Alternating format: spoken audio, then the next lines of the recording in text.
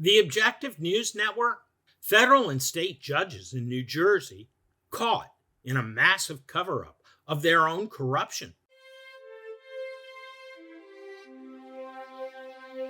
This is John Hnatio reporting for the Objective News Network. On May 24, 2023, the nonprofit Institute for Complexity Management, ICM, issued a comprehensive report detailing the whole-scale corruption of federal and New Jersey judges, lawyers, and law enforcement.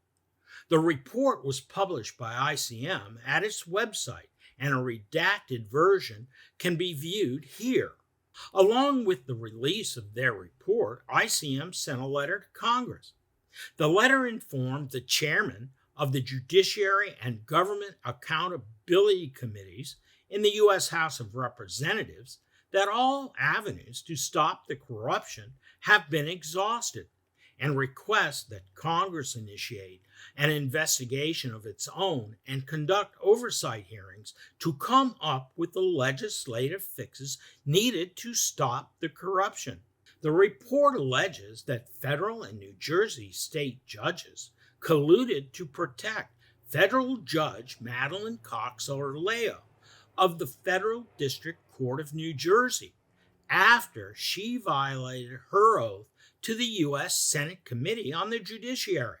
The ICM report also provides redacted screenshots of the massive evidence of the corruption, including the actions taken by other judges, judicial employees, lawyers, federal and New Jersey law enforcement officials to cover up the corruption of the courts and law enforcement misdeeds in New Jersey.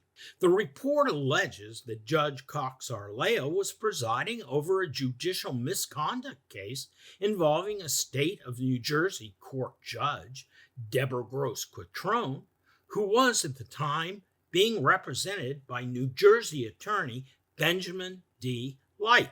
According to the ICM report, it turns out that Mr. Light was in serious trouble at the Supreme Court of New Jersey's Office of Attorney Ethics at the same time, trying to defend himself against a litany of citizen lawyer misconduct complaints. The ICM report alleges and provides screenshots of evidence alleging that Light was one member of a larger racketeering influence corrupt organization, or RICO, while he was working at his former law firm, the New Jersey-based Callaghy Law Firm. The ICM report also refers to a RICO case statement submitted to federal magistrate Judge Leda Dunn-Wetra, who is working for Judge Cox-Arleo, describing the whole-scale corruption of the federal and New Jersey courts.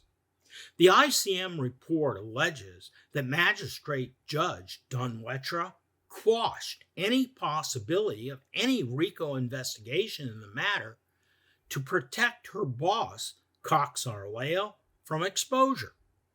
Ironically, it was Magistrate Dunn-Wetra herself that publicly released the RICO case statement, as she issued a federal court decision that quashed any RICO investigation that could have threatened to expose her boss for violating her oath to the U.S. Senate Committee on the Judiciary. The conflict of interest arose from the fact that Judge Cox-Arleo's husband, Frank P. Arleo, is a New Jersey lawyer whose law firm, Arleo and Donahue, was representing Benjamin Light against the multiple charges lodged against him at the Supreme Court of New Jersey's Office of Attorney Ethics at the same time.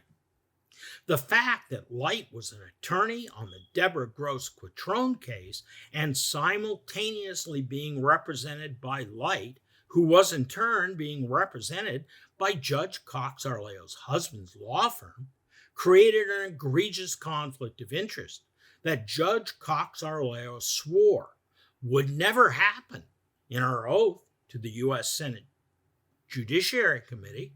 The ICM report provides screenshot after screenshot after screenshot of evidence of the alleged cover-up that ensued to prevent the exposure of Judge Cox Arleo's violation of her oath to the U.S. Senate, including the suppression of a letter written by Light to the court admitting the conflict of interest for a period of over 71 days, the alleged fixing of a legal case by Judge Leda Dunn-Wetra to quash any possibility of a RICO investigation that threatened to expose her boss, Judge Cox Arleo.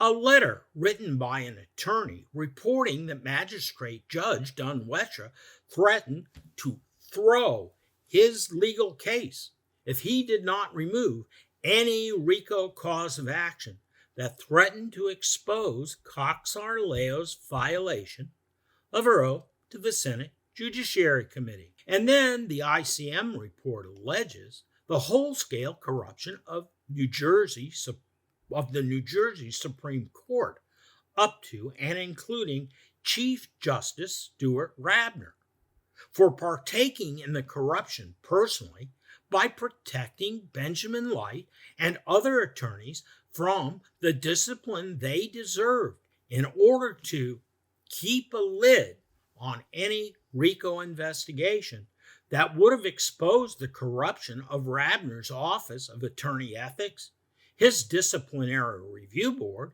and his own Advisory Committee on Judicial Conduct, and federal judge Madeline Cox Arleo. ONN has found that since the scandal was first internally reported by them to the authorities, that there have already been several unexplained personnel changes within the federal and state of New Jersey judicial system, including key figures such as former U.S. Attorney Paul Fishman, who left with the last administration, the former Attorney General of New Jersey, Gurbir Grewal, the former clerk of the New Jersey Federal Courts, William Walsh, the former director of Rabner's own Office of Attorney Ethics, Charles Centenaro, and Ms. Ellen Brodsky, the former chief counsel of Rabner's Disciplinary Review Board. But the ICM report suggests that the corruption goes much, much deeper than this, signaling that the situation has become so bad that it now requires congressional intervention and legislative fixes. But perhaps most important of all, ICM provides screenshots of evidence that the actions of the federal and New Jersey courts to engage in such egregious misconduct was at least partially motivated by the fact that a key figure in many of the above legal cases was Mr. James O'Keefe Jr., the father of Mr. James O'Keefe III, formerly of Project Veritas and now with the O'Keefe Media Group.